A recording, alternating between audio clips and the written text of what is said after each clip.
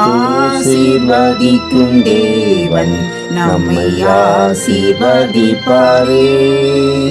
துதி ஸ்தோத்திரம் இயேசுநாதா, துதி உமக்கே என்றுமே. இன்று ஒரு வசனம்.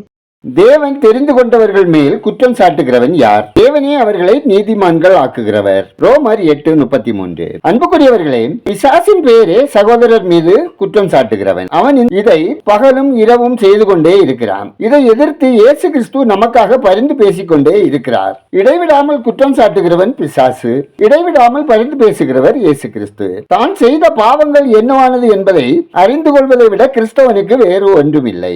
தான் ஆண்டவருக்கு விரோதமாக செய்த பாவத்தை அவர் சமூகத்தில் அறிக்கை செய்துவிட்டு தீய வழிகளில் நடப்பதிலிருந்து மனம் திரும்பி கிறிஸ்துவை தனது இரட்சகராகவும் ஆண்டவராகவும் ஏற்றுக்கொண்ட அதே நிமிடம் அவனது பாவங்கள் யாவும் மன்னிக்கப்பட்டு விட்டன.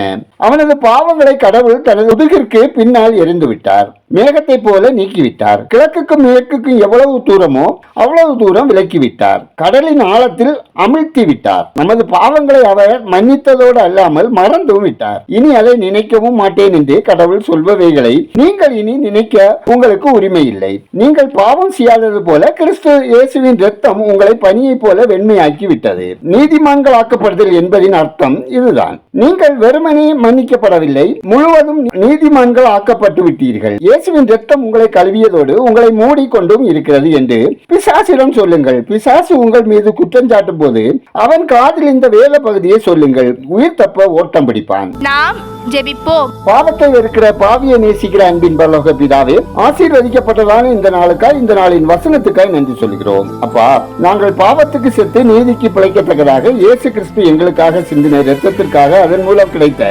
மீட்புக்காக, இரட்சிப்புக்காக, கிருபைக்காக நன்றி செலுத்துகிறோம். அதில் நாங்களும் உங்க பிள்ளைகள் அனைவரும் நிலைத்திருக்கவும், விசுவாசத்தோடு உமது வழியிலே நடக்கவும், உங்க அன்பை வெளிப்படுத்தி சாட்சியாக வாழவும் வழி நடத்துங்க.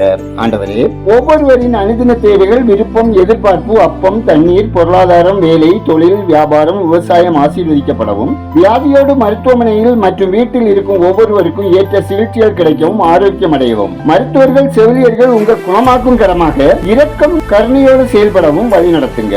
கர்த்தாவே, அரசாங்க பணியில், தனியார் நிறுவனங்களில், பள்ளி கல்லூரிகளில் பணிபுரிவோர் மன உளைச்சலின்றி உண்மையாய் நேர்மையாய் பணிபுரிய தேவரீர் வழி நடத்துங்க. தகப்பனே, குடும்பங்களில் தேவ சமாதான நிறைவாய் பெருகவும், கடன் சுமைகள் குறையவும், பிரிவினையின் ஆவியின் கிரியைகள் அழிக்கப்படவும், பிரிந்தவர்கள் இணைந்து வாழவும், பெற்றவர்கள் பிள்ளைகளுக்கு முன்மாதிரியாக தேவ அன்போடு வாழவும், வாலிப பிள்ளைகளுக்கு ஏற்ற வாழ்க்கை துணையும், பேறுகாலத்தை எதிர்நோக்கி இருக்கும் பெண்களின் பலவீனங்கள், பயங்கள் நீங்க செய்து சுகமாக தாயும் சேயும் வேறு பிரிக்கப்படவும், பயணம் செய்வோர் தேவ பாதுகாப்பை பெற்று அனுபவிக்கவும் ஜெபிக்கிறோம். எங்கள் தேசம் ஆசீர்வதிக்கப்படவும், மக்கள் கர்த்தரை அறியும் அறிவில் வளரவும் ஜெபிக்கிறோம். எங்கள் விண்ணப்பத்தை அங்கீகரித்ததற்காக நன்றி சொல்லுகிறோம். துதிகரமையுமே உமக்கே செலுத்துகிறோம். இயேசுவின் நாமத்தில் ஜெபிக்கிறோம் எங்கள் ஜெபங்களும் நல்ல பிதாவே.